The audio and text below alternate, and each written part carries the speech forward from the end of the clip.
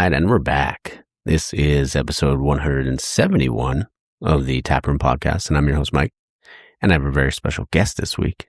It was with Shanleigh Thomson, also known as @shan.ferments on Instagram. Man, and this was super fun. And she's so knowledgeable, like crazy knowledgeable. And it was so fun being able to just talk to her and kind of hear her story, right? And like how she started Terroir Tuesdays. And hopefully I said that right. But it was just really cool, like hearing like about her entire journey and like her love and passion for this industry. Like, I mean, it's just awesome. So Shanleigh, or Shan, if I can call you Shan, just want to say thank you. I'm so grateful that you let me just talk to you for a little bit. Let me pick your brain for an hour. And that was just really, really cool. And I'm just always super grateful. So if you guys like aren't following already, she's at everything. I think because we recorded this before she went to CBC and World Beer Cup, and she was so excited about that, and it was just a blast. And I feel like she does it all, and that's a testament to her. So make sure you guys go follow. It's @shan.ferments on Instagram, and yeah, get out there, support. Let's see, what do we got for this week? So, I did have a good week. I was out in Monterey and Salinas for a couple days, and then was down in Tulare. Had to do some work out there, but it was good, man. Went to Alvarado Straight Brewery, and that was a blast. Had a great time there. Good beer. I mean, great beer and great food. I mean, I love Monterey. It's such a beautiful, like, just city, and just the beach vibes. It's always awesome over there. And I got to go hang out at Other Brother. Didn't get a chance to record with him, but it's okay. Maybe another time. But it was great beer there. And I got to see my Auntie Shirley and, hang out with my uncle for a little bit. That was great. And then Dust Bowl. Went down to Dust Bowl after I recorded at Hops and Fog with Mike and Kevin. That was a blast. And I think we went for like an hour and 40 minutes maybe on their episode. And I'm not taking out a damn thing because it was so fun and so great. When that episode eventually comes out, you'll realize what the word of the day was on that episode. So think back to this one when that happens. Yeah, it was so fun. I had an absolute blast. Dust Bowl was cool. I love their beer. Such a cool ass tap room too. And it's like on the old Fisherman's Wharf over there. So you can walk over to the water and then walk back over to the brewery. They have food there, like a really cool interior.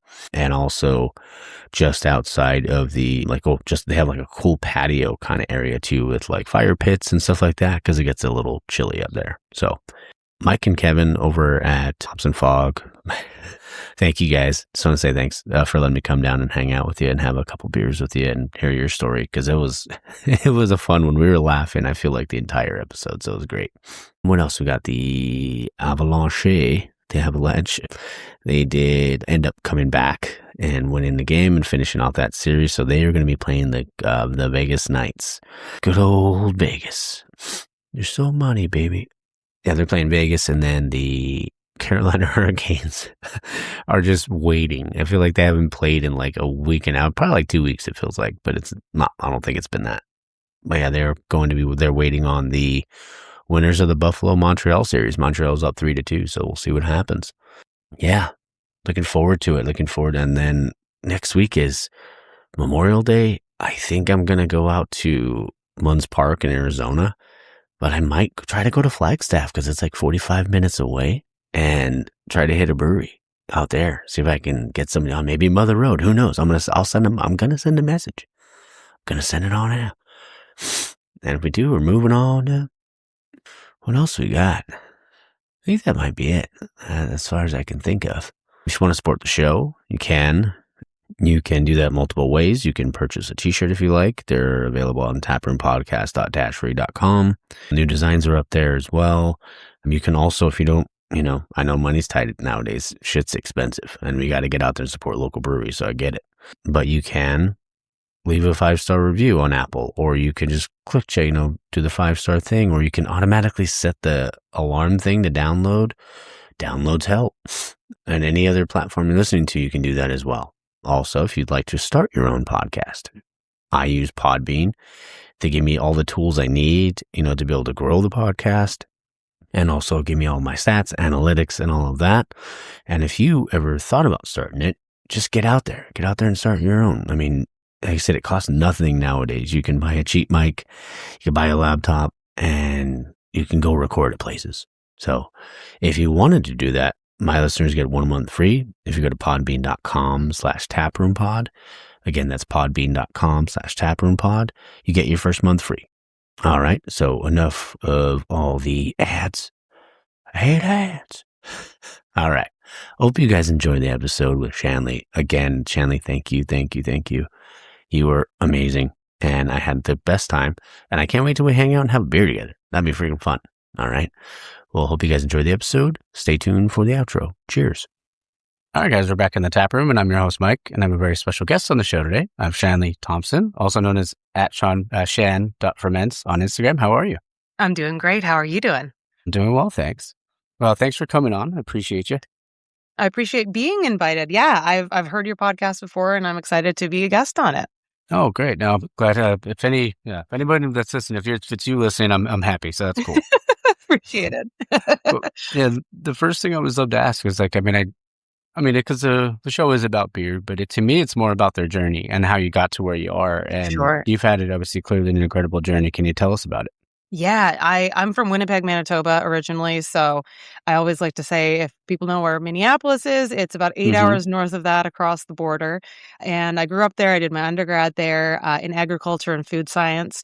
And Okay. yeah, so I started out really on the grain side of things and really was very invested in, how that made it to the final product. I was in food science. I worked with grain farmers quite a bit. A lot of my friends are still up there, still Okay. farming grain, canola. And I got a scholarship to go to Purdue for my master's, which had nothing to do with any of that. It was in Wow. protein chemistry and enzymology. So not quite the same. But after my master's, I got a job with Diageo up in Chicago. So that's really where my full alcohol story started. I had been working, part-time at bars and in addition to, my master's and all of that. So alcohol wasn't necessarily foreign to me, and I had been in the industry for a little bit, but this was on the liquid commercialization side, which is basically taking a product concept and bringing it to life. So it was a lot of fun working there, but I really, big corporate anything to me coming from where I'm from, it felt like it was not quite the match that I wanted. And I don't mind corporate elements, and that's not the issue. And I had a lot of fun, and the people were great. I became intrigued with the community that was the craft beer scene. So I applied to the Master Brewers program at UC Davis, and this was back in. It took a little while. This is over 10 years ago, but it took a while to get into that program at that time. Like you were waiting a couple of years. There was a wait list. So I took a year off and I traveled the world for that year and just, took advantage of having a higher than usual salary because I worked for a corporation and basically did that for a year and got into the Master Brewers program. And that's really where the craft beer part of it started. I then went to, I sent out a couple resumes from UC Davis, and basically my life could be packed up in my Honda CR-V.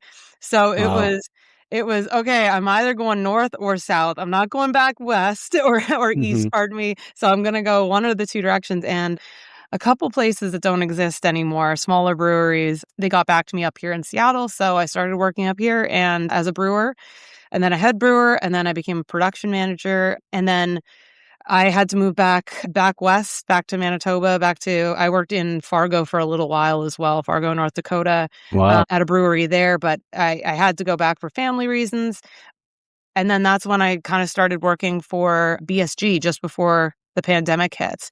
So I was on the sales side at that point. And that's really where I've stayed up until about a year ago. So I started with BSG as their Western Canadian rep. So, and they've got a crazy portfolio, and I had over 1,000 customers, and I had like half the country of Canada. Wow, that's crazy. It was nuts, but BSG was a trip. I mean, Like, their portfolio is enormous. It's I absolutely, like, you bet. don't Yeah. I would get calls all day, all night. I mean, I was working on supply chain. I was calling truckers, like, "Where's the grain?" People were telling me, like, "Hey, do you have this?" And I'm like, "I didn't even know we sold that." "What do you mean you want the price? I don't know we have it." And then I got involved with, Yakima Chief for a few years, same territory, but just obviously honed in on hops, and that's kinda where my love for hops started, and really didn't stop when I joined on with Roy Farms. I mean, the Roys are incredible people, and it was so fun to go from, a brokerage type model with hops to, like, working with the farm and working with specifically the family. That was Hmm. so fun, and they are so wonderful, and there's a lot of movement in hops. So, I was one of the people, there was a lot of when they joined Crosby, and there's a lot of overlap with that. I took leave, which after a while, sales is great, but I wanted Hmm. to move more into education. So I had already been working part-time for Washington State University on their new brewing program. Oh, Um, wow. yeah, so I teach that. I teach at UC Davis now, some of their hop programs. So I do a lot of that now because it's to me like I I don't mind selling. I can Hmm. sell. I feel like I'm good at it, but I've got ADHD. I like to do a bunch of things. I feel you. I feel you on that for sure. Yeah, so that's what I do now. I mean, I got my hands in all sorts of different pots at this point, but it's all brewing related, it's all beer related, and a lot of it is focused in on hops. But I I fell in love with this community. I've tried to leave it a couple times Hmm. and go and do food science based jobs and careers, and I keep coming back to it because you can't find anything that's near this community and near in any Hmm. other industry, in my opinion, and that's from Yeah. my limited view.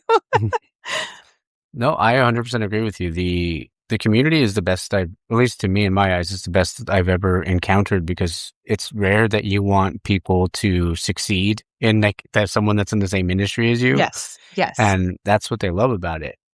And what I wanted to, because I love that you're like into the education side because I find that so important, especially whether it's a beer tender or, just knowing what to recommend or anything like that.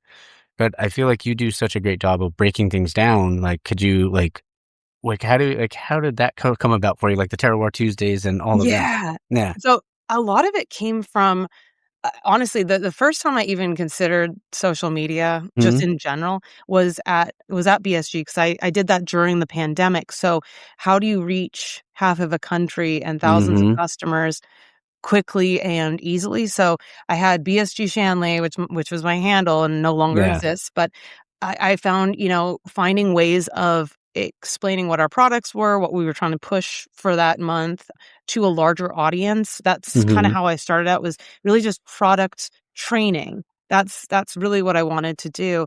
And then from there, it evolved, once I got to Yakima Chief and once I got to Roy Farms, I really wanted to explain, what I'm learning, Yeah. not just in my company, but what I'm learning.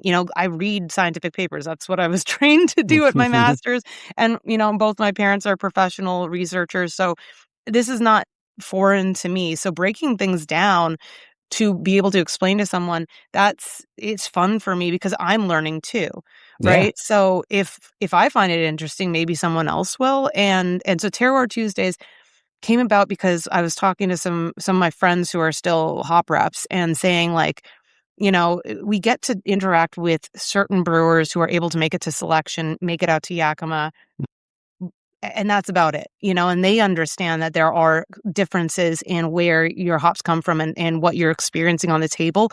But at the same time, you're not getting the full picture of that. Yeah. Certain elements, certain farms will give you this. So I wanted to really break down what was out there and say like, okay, well, this why is it that this mosaic from Oregon is completely different from the one in Washington? Why is it that the harvest timing makes such a big difference? So that's really where that came about, and I've been enjoying it just because I'm Yeah. learning a lot too. There's a lot of research out there that no one's really touching by amazing people, and it's fun to find out what they're really doing right now. Yeah. No, and it's fun and it's cool to see like, your content every week. But what I love about it is like, yeah, like, because I mean, my full-time job, I'm a trainer. So like, I love like the light bulb moments, like whether it goes on for me or it goes on for somebody I'm Yeah. training. But like, what is like maybe one of the harder topics maybe that you've touched on that maybe was like trying to like, because the way you put it all together, you make it so easy to understand, which Thank is you. something I appreciate, because there's times when I'm like, all right, my brain's a little fried, but then I know I can watch this and I can understand it after I see your stuff. So what's something, maybe a topic that you had hit on or that you had touched on that was like maybe harder to relate to? I think there's a lot of chemistry out there that I even have some trouble breaking down. Mm. My background, like I said, is in agriculture, and I've got some like phyto and plant chemistry and plant disease background as well, so I can understand it fairly reasonably.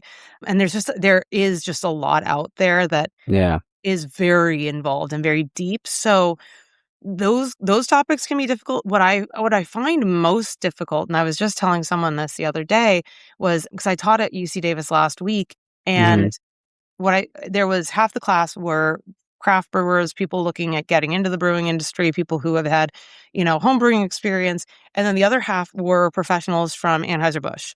Yeah. And what I find more difficult is explaining to basically two completely different groups the Yeah. same information, because you can't tell the craft brewer, this is what you should be looking for when you're, examining your hops, or get a contract, because you've also got half the class who this is not relevant at all. So Hmm. what I find more difficult is who you're teaching to, because there is that wide variety of Hmm. people that I'm interacting with. It goes from the people who don't know anything to people who are, advanced researchers reading it. So Yeah.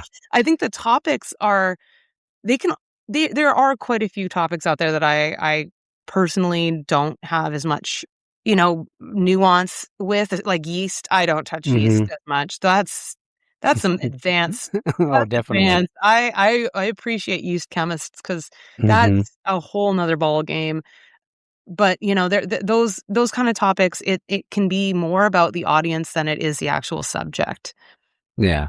And that's that's tough. That's tough to like because I feel like for you it's like a balancing act, especially in a class like that. You're trying to figure out the right like or how to toe the line, I guess, maybe on certain topics, and like when you're talking to one person compared to another. Yeah, Yeah. absolutely, and I do that, I try my DMs are I'm really bad at responding to people. It's not good, but yeah, I mean, that's just it. People are asking me questions that range. Hmm. Some of the questions I have to look up and go, yeah, no, this is what I think it is. Yeah. This is my opinion on it. And some of them I'm like, well, this is a pretty basic question. So yeah, it is. I think the difficulty a lot of times is just figuring out how to present the information to people who don't know much about it, to people who know a lot about it. Yeah. And like I said, you do a great job of doing it. Be- Wanted to ask you, so I mean, clearly just hearing about your journey, you've been everywhere. I feel like you've been to so many places. What was like just kind of talking about it, like what was like North Dakota like? It's a very different place. Yeah. What I find really interesting is the differences in beer across this country, Mm. and across Canada too, but it's so noticeable in certain styles.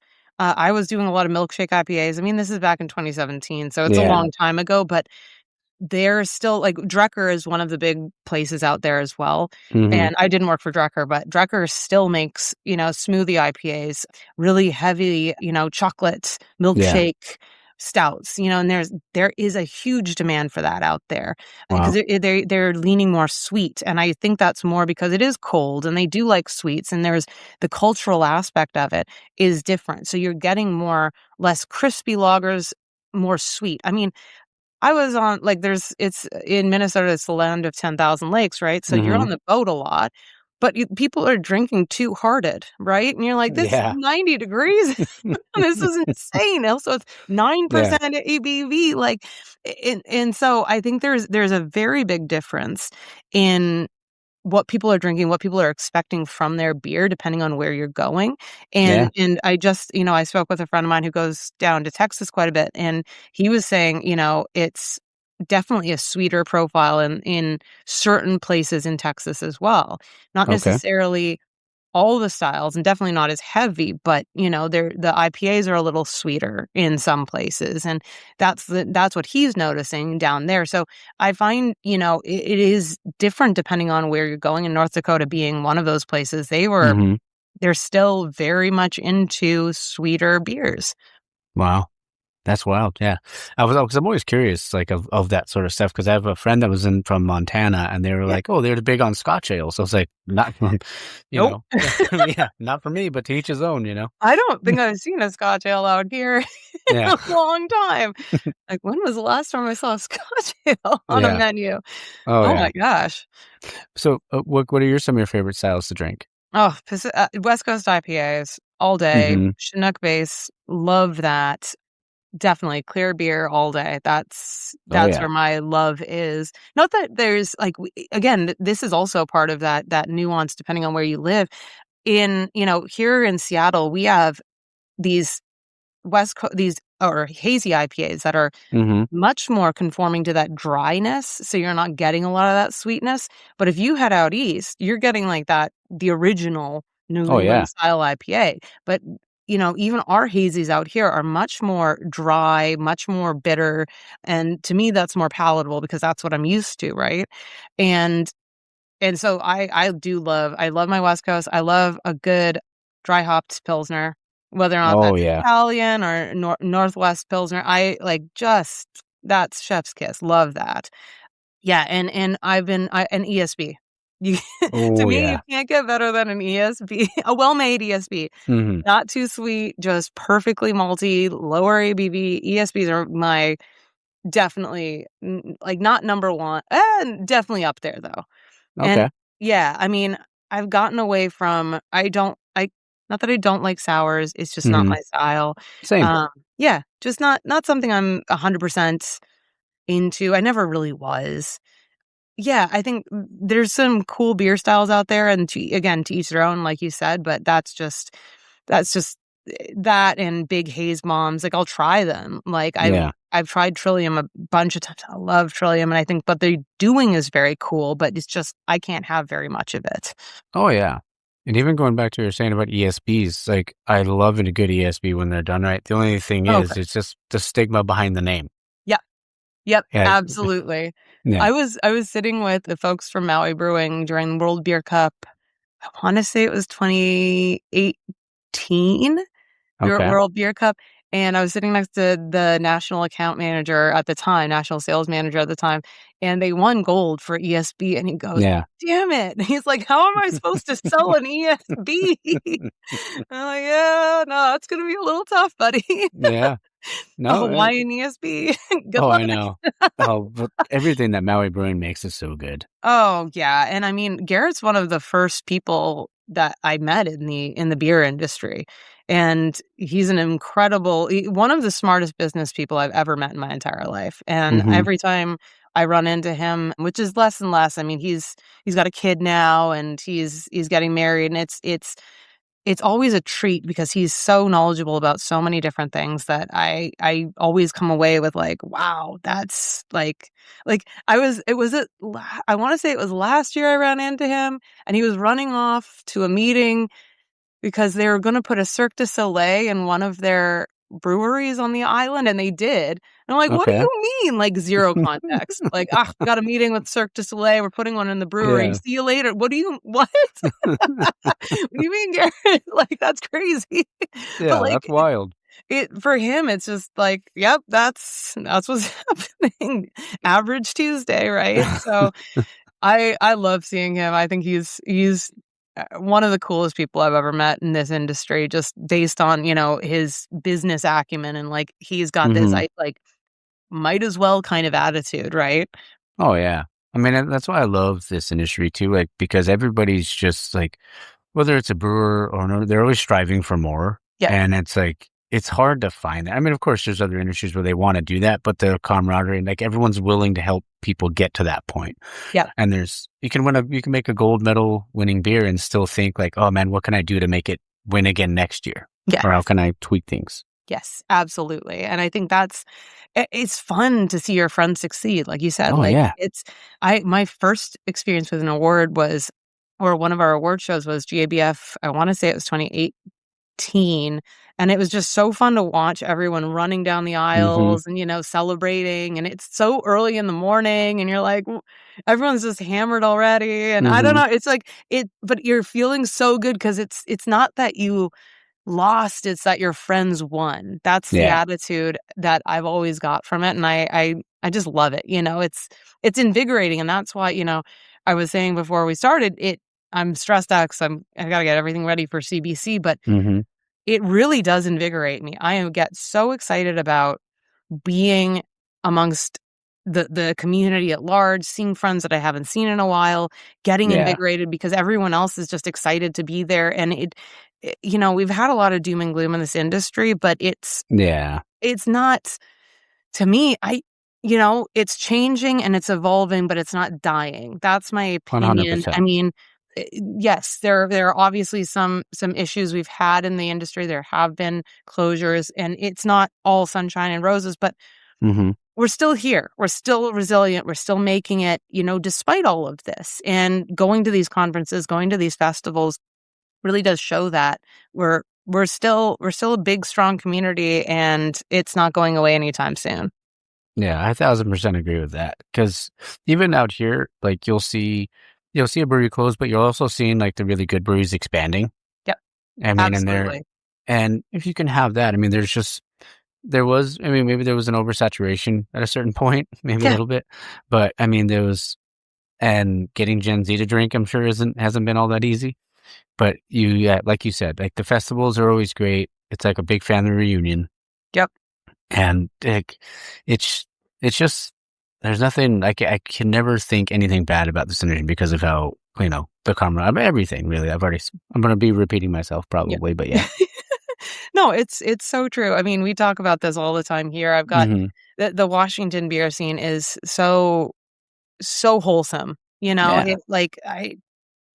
Yes, there have been some folks that have unfortunately gone under. And you're right, a lot of it has to do with not keeping up with the trends, not really thinking it's a plug and play business. I think there was a lot of that, earlier on, maybe not the latest casualties in this industry, but definitely earlier on, especially during COVID. And even before that, as things slowed down a little bit as we went into COVID, I think there was a lot of saturation because there was people thinking, well, if I open a brewery, it's an automatic. I'm going to make money. Obviously, look at how hype this is. Look at how many people are involved. And that's getting into the industry, obviously, for the wrong reasons. So, yeah, just because you throw money at something doesn't mean it's going to be successful. Absolutely. You have to have all the right people in place. I wanted to ask, because I know we mentioned off air, I love Old Stove. And even I think it was Pike's Place Brewing, I think it was. I don't know if they're still there. Yep. They've changed hands. And there's some things that happened, but they're with a big restaurant group now. Okay. So, and they closed down the original location, which is unfortunate. But I mean, Old Stove, they've got 4 locations now. Brian's a good friend of mine. They're doing really well.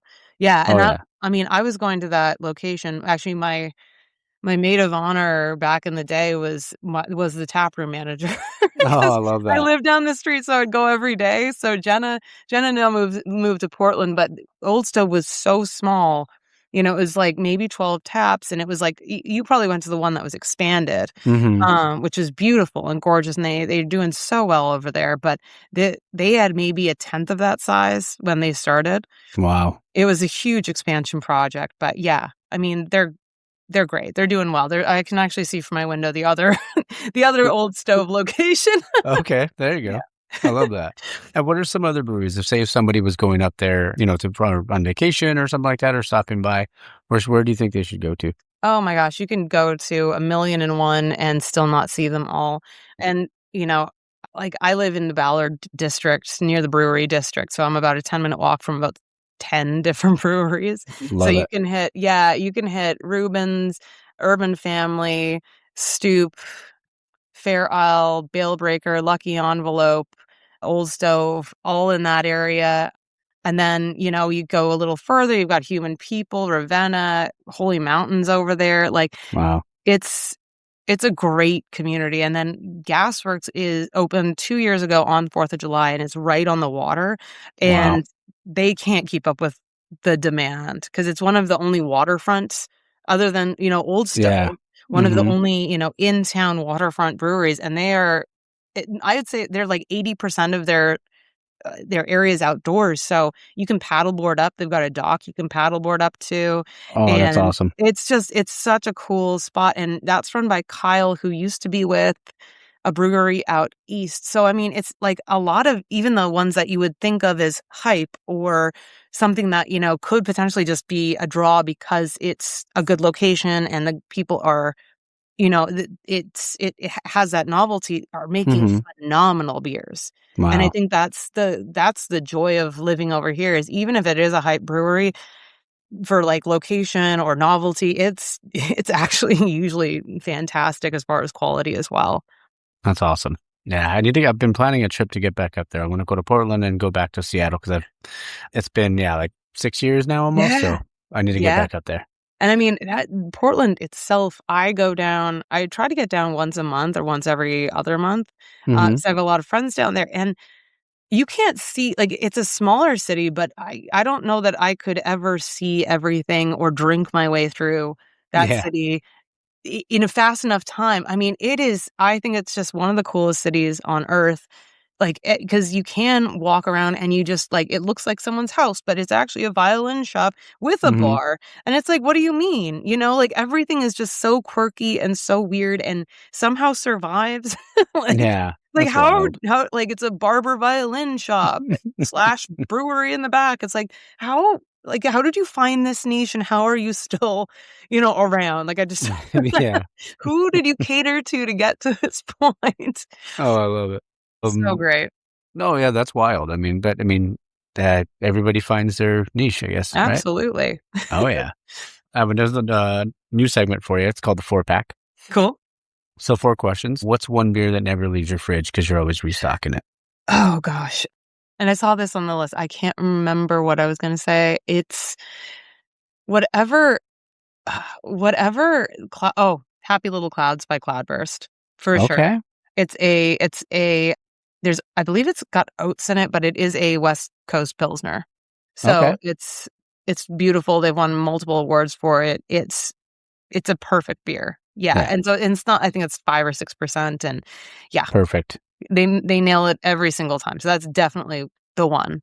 All right. The next one is if you weren't in beer, what would you be doing it? And it could also be like, what did you want to be when you were a kid? Oh my gosh. It's changed so much. Like I would probably just travel. That's that's really what I like to do. And I don't get to do it as much as I want to, but yeah, I don't even remember what I wanted to be when I was a kid. And like things have changed so much. I just kind of go with the flow. Okay. Yeah. Nothing wrong with that. But travel's always fun. Like even Travel's always good. I travel by myself sometimes and it's great. Yeah, absolutely. I mean, I spent that year all by myself and I would do it again in a heartbeat. For sure. Oh yeah, that's awesome. Yeah. Okay. Next one, if you could collab with any brewery in the world to do any type of beer, what kind of beer was it? What brewery would it be and what would you make? Oh my gosh. I definitely want to get over to New Zealand again, but this time for, work with Garage Project. I think that would be really cool. Joss and the team over there, the folks that made Phantasm essentially. And, they do a lot of really cool stuff with the local farmers as well. And so that's definitely been something I'd wanted to do for a while and do like fresh hop season in New Zealand. Oh, okay. Right? Yeah, that's definitely like on the bucket list for me is doing a fresh hop New Zealand pale probably or a New Zealand IPA. Yeah, down there probably with Garage Project or someone of that ilk just because you don't get that opportunity here and I've spent years now in fresh hop season here in Washington and British Columbia so I'm well versed in fresh hop, but I would love to try my hand at a fresh hop down there. Oh, that'd be so cool. And I Right. would totally nerd out on that trip because it's like Hobbiton and then, because I love Lord of the Rings and then the beer too. That would be like the ideal trip. Yep. No, and I've done Hobbiton. I've done the whole, like, I've done the North Island. Okay. Um, yeah, but I haven't done the South Island, which is where the majority of the hops are grown. So going over to Nelson, and that'd be really cool to go and experience hop harvest there. And, one of my friends, Mac Hops, Brett McGlosh, he's so cool and so well known here in America that, like, he's got all the connects, and it would be really fun to just go over there and hang out with him and Mm-hmm. his family during that time. So definitely hoping for next year. That's on the list. Oh, that'd be great. I think that'd be such a fantastic trip for you. Absolutely. Yeah.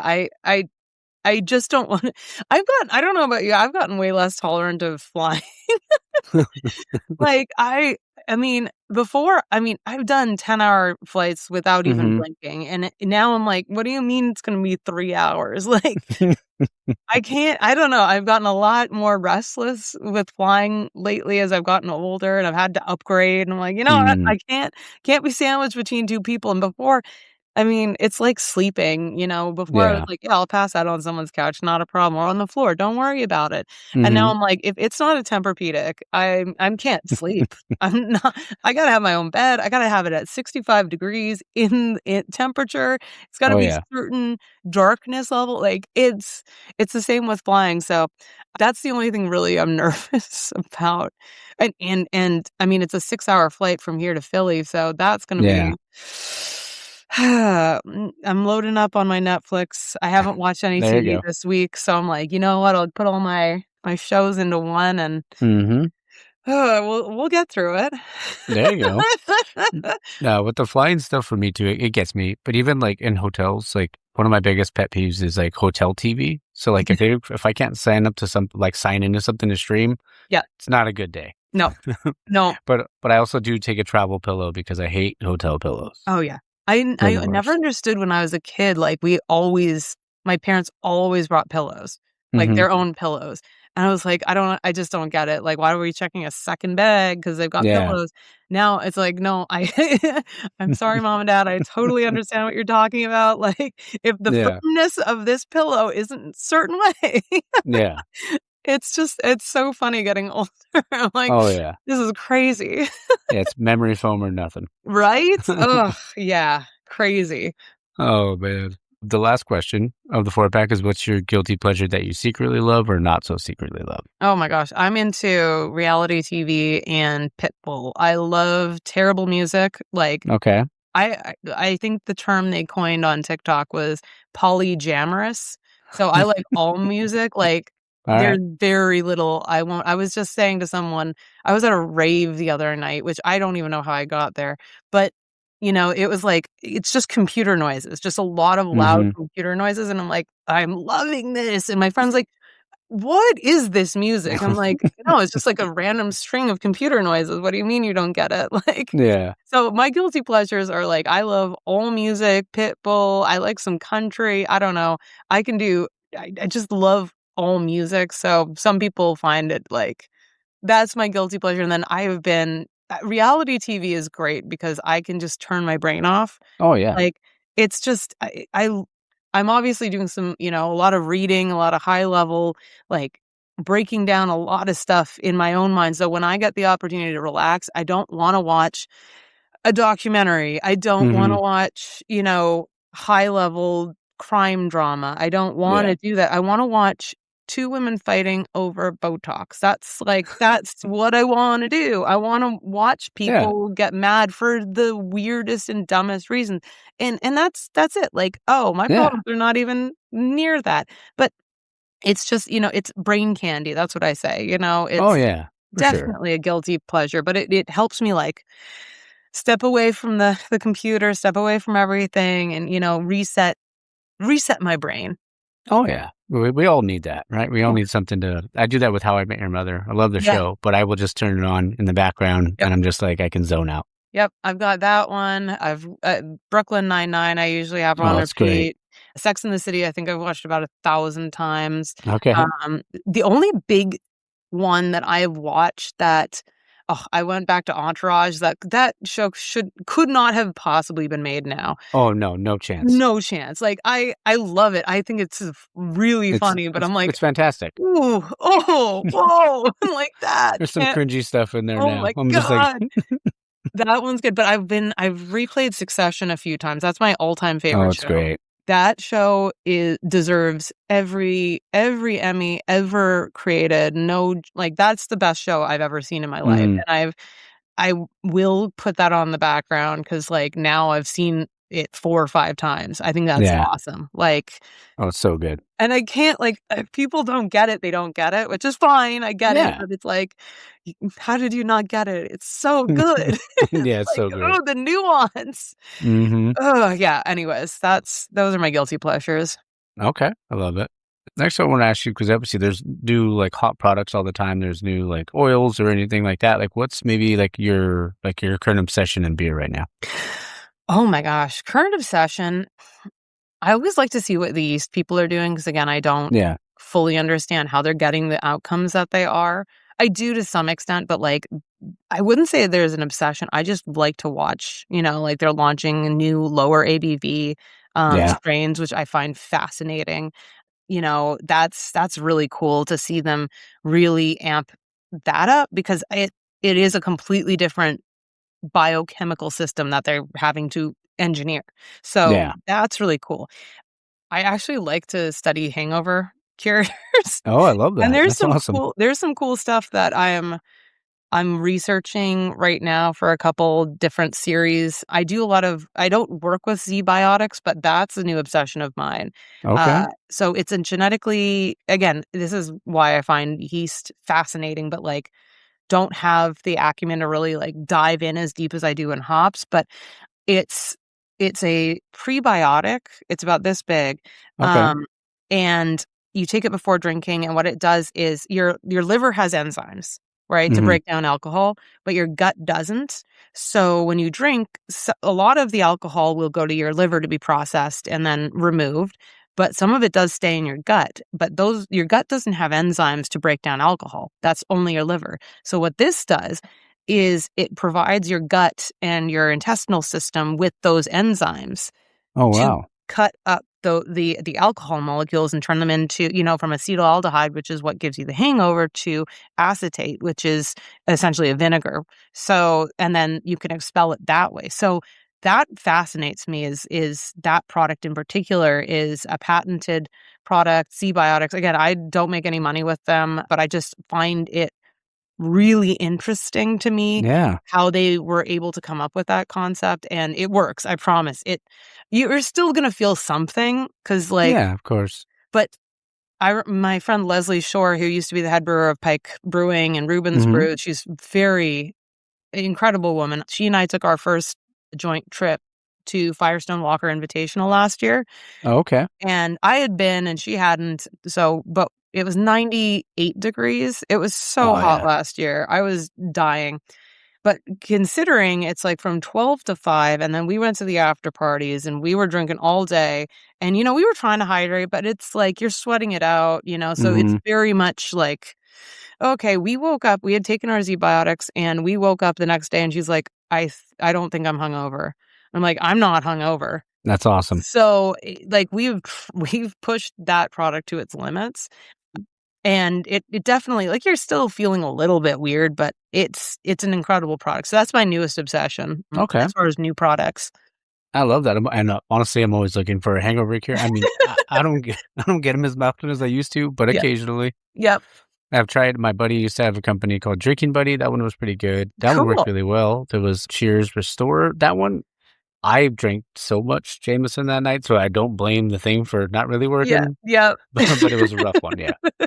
Yeah, that's the thing too. It's like, yeah, this probably didn't work because I don't think anything would have at that Yeah. point. Yeah. Can't really Yeah. blame the thing.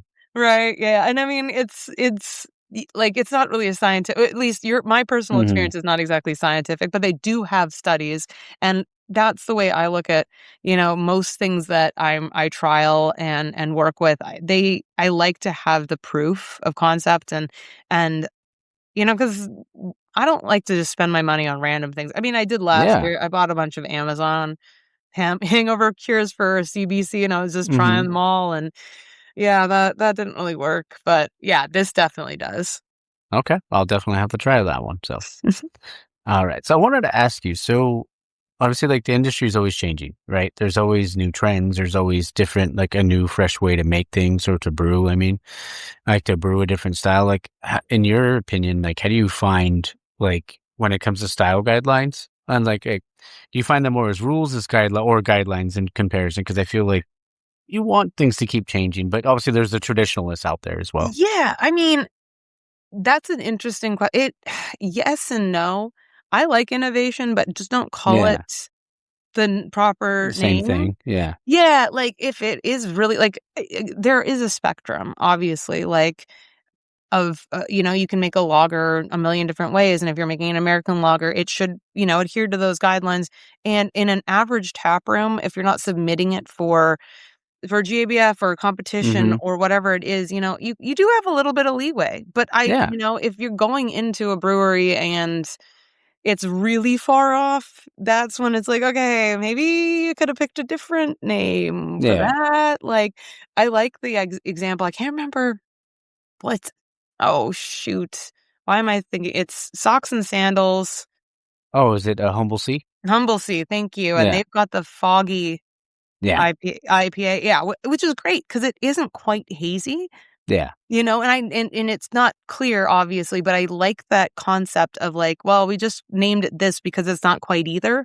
And Hmm. and so like, yeah, be creative, be innovative. But I mean, if your average consumer is dealing with it and you're like, yeah, this is a lager, and I'm like, oh, not really. Yeah.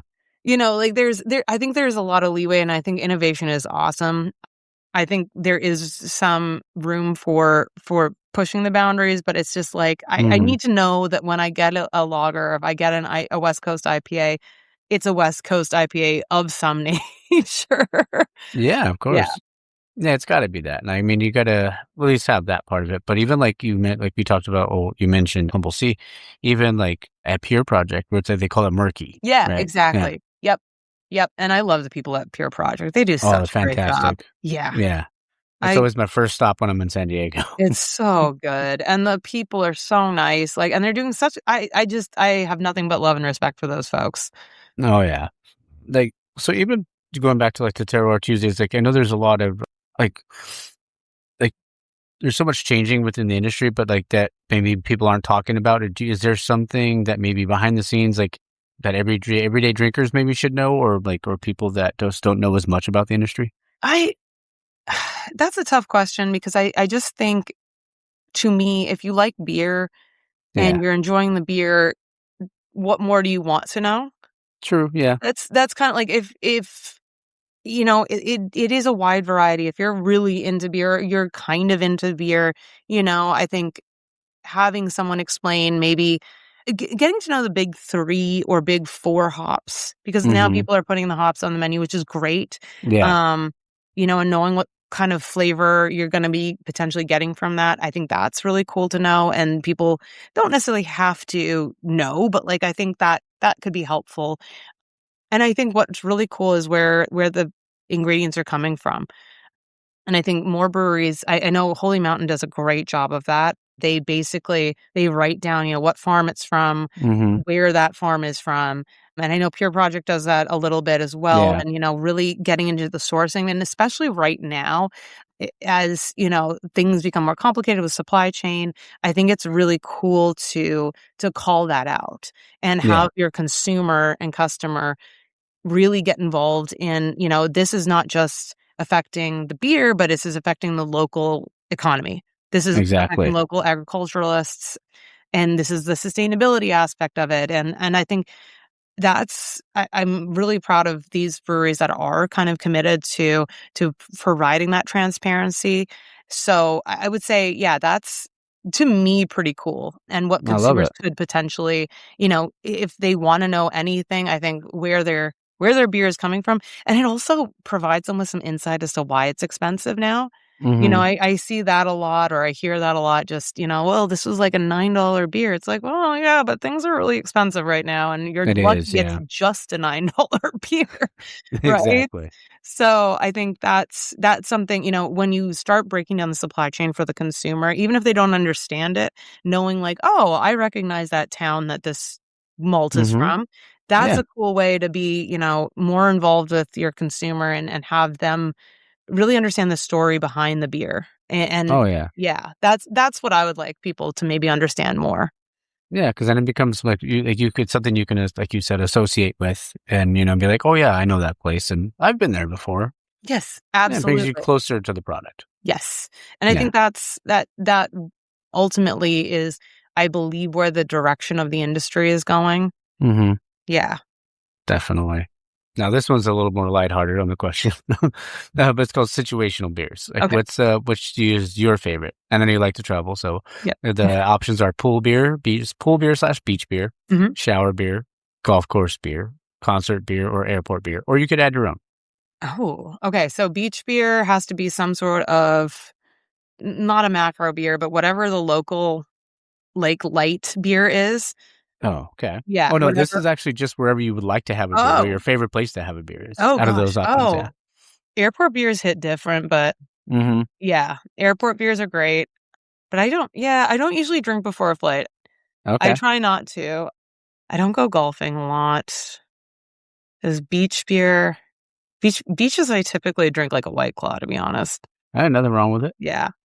Wait, we got what were the places? Golf, Concert beer, concerts. airport beer, shower beer, golf course beer, or pool and or beach beer. Yeah.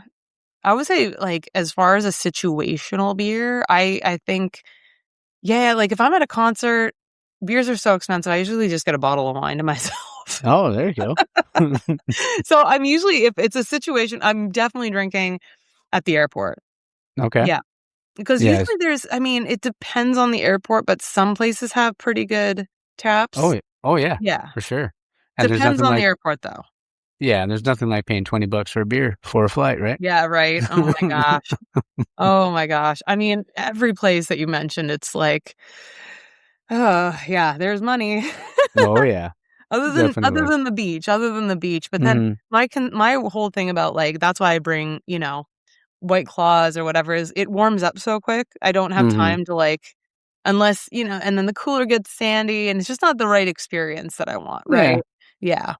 No, that's why I would prefer the pool, because then it's Yeah. just like, you don't have to worry about the sand or anything. But I do Yes. love the beach. Yeah. Exactly, exactly. Yep. Say next one is just some rapid fire questions. Yes. So we have it's called the six pack. So the first question is lager or IPA? IPA, Okay. Hazy or West Coast? West Coast, Okay. Music or sports at a brewery? sports. Okay. Your favorite brewery? Well, I mean, we talked about some of your favorites, but what is your favorite brewery you've ever been to? Whew. Or we can say Seattle too, if you'd like, if that's easier. Oh my gosh. I don't that come back to that one. Okay. Favorite drunk fruit? Taco Bell. Okay. Can't go wrong with it. Yeah. If your personality was a beer style, what would it be? I'd say a West Coast lager. Okay. Pilsner, for sure. I love it. Yeah. West Coast Pills are just, they're the best. They're the best. Yeah. Yeah. I do love a good brewed IPA, but you just don't see them very often. If brewed IPAs are done well, I think they're really awesome. And Oh, they're so good. I think I think it was just the wrong timing.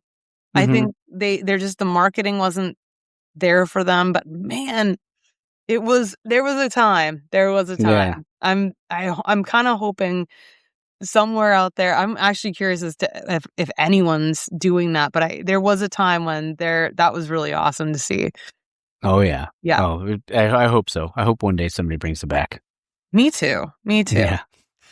So do you want to go back to your favorite brewery question? Man, yeah, I'm trying to think of, like, where my favorite brewery has been, because, like, there's So many. It's a loaded question. it really is, like, I do love Green Cheek.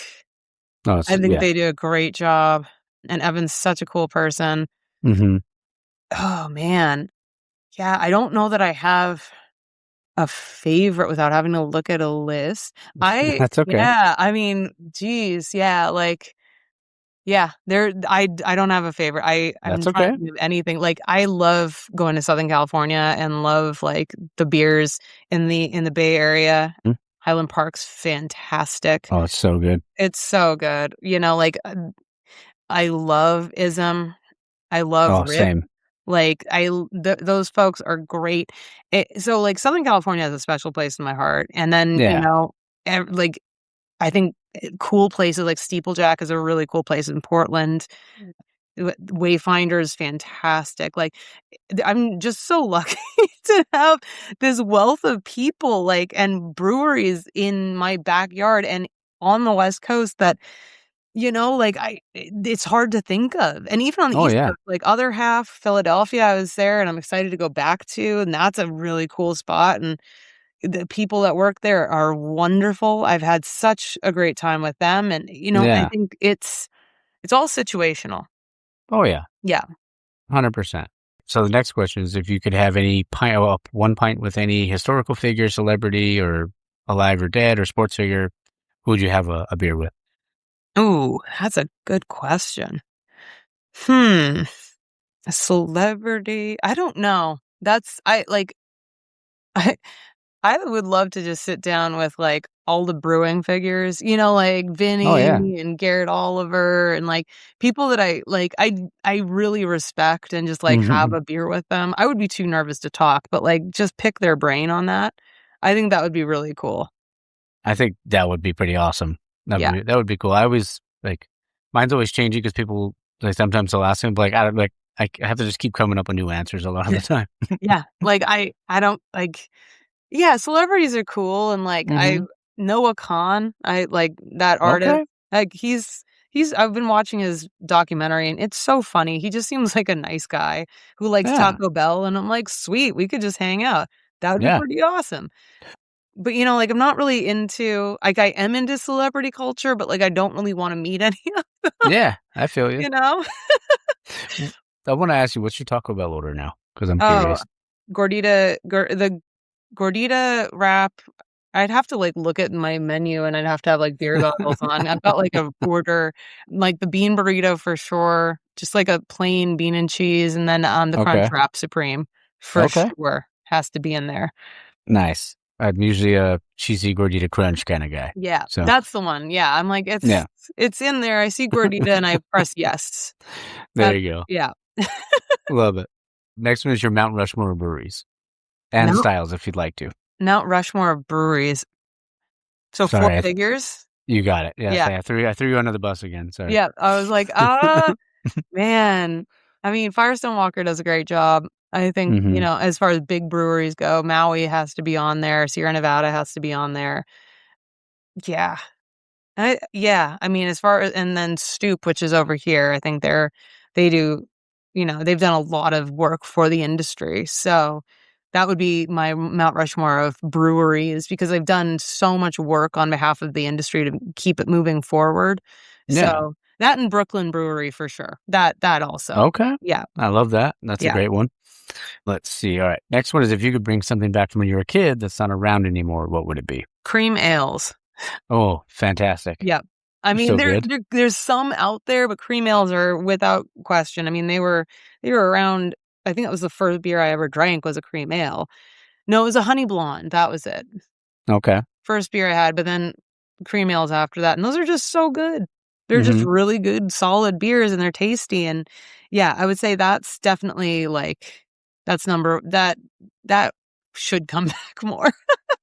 No, definitely. Yeah. Just last couple things, but I don't want to keep you too long. Right. Next one is, this is actually, do you know Daniel Drennan by chance from Beer Yeah, Paper? I know Dan. Yeah. Yeah. So Drennan, he always told me, he's like, you got to be this is how you close out every interview.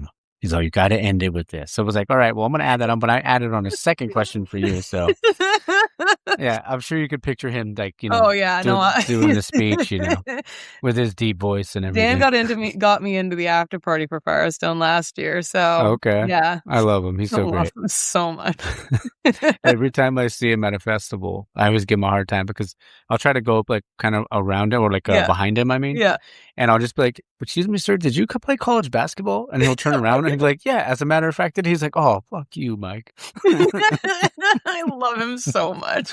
He's so great. I love that guy. Uh, But the question, yeah, if you did describe yourself in one word, what would it be?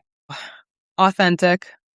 I love that. And I can see that. I Yeah. 1000% can see that. I think I'm a that's great. weirdo, but that's just who I am. Hey, you are who you are, and be like, I always say, be unapologetically you. Yeah. And if you're able to do that, and and you're doing something you love, and I find that, like, I always have the utmost respect for people that aren't willing to settle. Yeah. And so I think it's really cool what you're doing. Thank you. I really appreciate it. Yeah. And sorry to put you on the spot again. No worries. So I promise it's the last time. But if you had to give a 60-second beer, like, kind of TED talk, like, what would be, like, to someone that only drinks light beer, what would be your pitch? Oh, that if they only drink light beer, but if they have any concept of wine, and even light beers in general, light beer is a spectrum too. It's like, well, do you like, what kind of base do you like? Do you like Coors or do you like Bud? Those are two completely different light beers. What is it, a Corona flavor? Do you like the lime in it? There's so many different ways you can experience a beer, and I'll never push anyone to drink what they don't like. But I think if they want to explore beyond that, there are so many different ways of exploring and supporting the craft industry and still drink light beer without moving into those macro levels and moving to macro beer and still supporting the local economy. So to me, it's if you love light beers, go for it. That's awesome. It's more just, where are you getting the light beer from, that I would be like, this supporting your local economy, supporting your local brewery, supporting the craft brewing industry in general, I think is more important than convincing someone to not drink light beer. If that makes sense.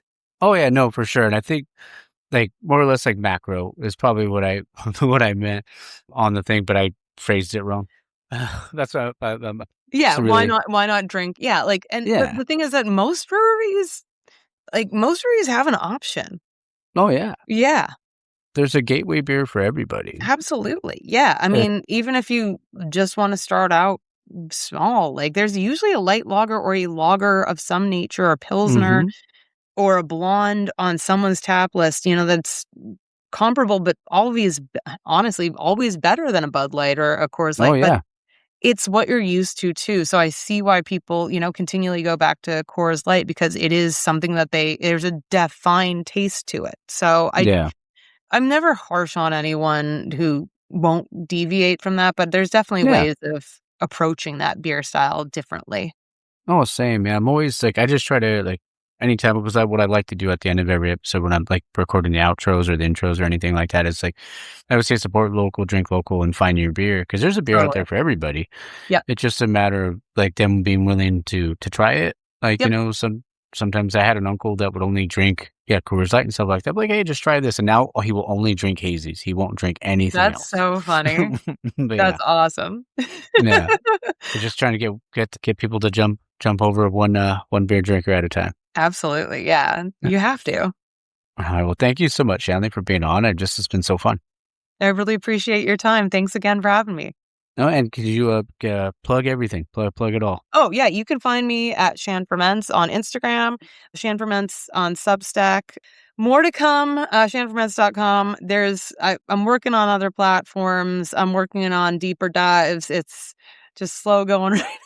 No, and find me at CBC. Find me at CBC. Find me in Seattle. I'm around. Yeah, well, I'm gonna have to get up there soon. I was talking to my cousin, so we'll have to get up there soon and get up there and drink some beer, and I'll have a beer with you. Absolutely, that'd be awesome. Thanks so much. Thank you. Well, we'll stay on and chat for a sec. Cool. All right. Thanks, guys. Cheers. All right, guys. I hope you guys enjoyed that. Like I said, I had a great time with Shanleigh. It was a blast, and there was a couple times I was like, man, like, I don't know why. I mean, there's a lot of times I still get nervous when I'm recording these episodes, and it's because, like, I care, and I care about their story. I care about how everything is going. Like, am I doing a good job and stuff like that? So I'm always like, man, like, did I do okay? Like, or if, like, I fumble a question, because I'm like, I just want it to be so good for them. And yeah, that happens sometimes. So that was me. I think when I was just asking her like how to describe it, like in her teaching part, I was like, oh man, I just kind of lost it a little bit there. But yeah, it was so much fun and super grateful. And I got some other stuff coming up too. So next week's episode, I'm super stoked about. It's the Roadmap Brewing in San Antonio. And then it'll be Spindle Tap and then Hops and Fog, which I'm super excited for you guys to listen to. I'm also trying to plan. I do need to get with Luis and Leo and Raul again to do another roundtable because they did, they won at California Brewers Cup and then also the county fair stuff. And so we definitely gotta do that. And then maybe I'll do that for episode 175 because that is coming up. One of the thank you episodes. Also, I have been reaching out to, all right, sneeze break. Ooh, that was bad. I don't know if that happens to you guys, but every morning not every morning, but most mornings it's, like sneeze like 12 times in a row. But no, what I was going to say was I have been talking with Jeff Allworth, the author of the Beer Bible, and yeah, we're going to record something. We just got to worry. I'm just trying to figure out the dates. But yeah, that would be so fucking awesome to record with him. And it's a quick kick-ass book. And just to be able to have an author on, I feel like would be really cool. There's another one I'm going to reach out to as well, but we'll see if I can get him or not. We'll find out. But I love it. And also, guys, don't forget, I want to plug, remember the LA Independent Beer Fest is coming up. I believe it is June 6th. They have the VIP tickets. You have the general admission tickets. But yeah, it is coming up. I will be there. If you see me, say what's up. I am going to be ordering new stickers. And I'm not going to be carrying a backpack this time. So I'm just going to have them in a little pouch. A little pouchy. But yes, it is June 6th is the Independent Beer Fest. So if you guys have the opportunity, you guys want to get out there and support. I think there's going to be over 75 breweries there. So it's going to be a blast. I'll be there. Jizzy will be there. I think Art, LA Brew Life will be there. I think Chew will be there. All the homies, GG will be there. So yeah, if you get the opportunity, come on down. All right. Well, I got to get shit ready and get some coffee in me. Got to get some of that mushroom coffee all up in you. All right. Well, hope you guys have a great week. Have a great Sunday. Hope you guys had a great weekend overall. Avalanche start on Wednesday. Let's go, boys. And then we got a long weekend there next weekend there, eh? All right. Hope you guys go down to Tim Hortons and get a maple log, okay? All right. Don't forget to support local, drink local, and find your beer, eh? Cheers.